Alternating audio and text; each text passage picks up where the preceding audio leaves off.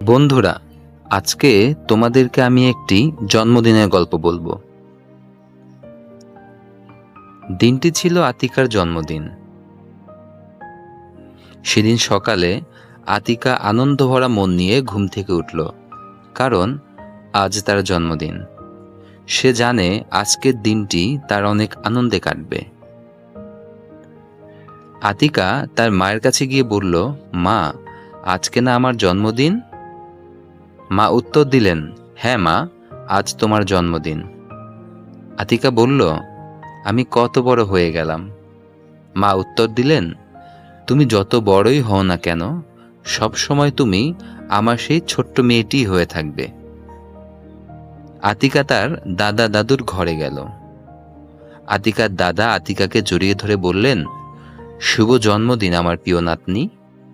এবং আতিকার দাদি আতিকাকে আদর দিয়ে বললেন, তোমাকে আজ কত সুন্দর লাগছে, তোমার জন্মদিন আনন্দে কাটুক।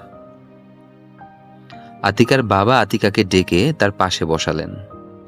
আতিকা তার বাবাকে বলল, বাবা, আজকের এই আনন্দের দিনে আমার জন্য কি কি উপহার আনবে?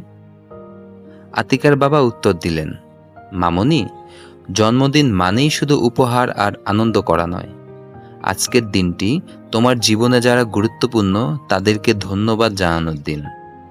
আতিকা কিছুটা ভাবনা সুরে জানতে চাইল, কাদের ধন্যবাদ জানাবো বাবা?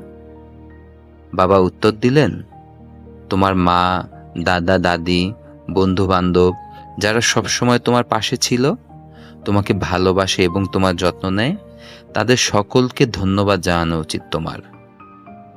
আতিকা হাসি মুখে উত্তর দিল, হ্যাঁ বাবা, আমি তাদের সকলকে ধন্যবাদ জানাবো। সেদিন সন্ধ্যায় আতিকা তার পরিবার পরিজনের সকলকে নিয়ে জন্মদিনের কেক কাটল।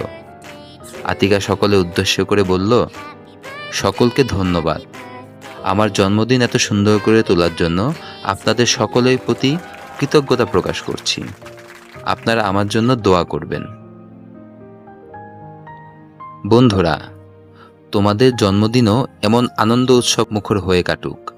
সবাই ভালো থেকো। আজকের মতো বিদায়।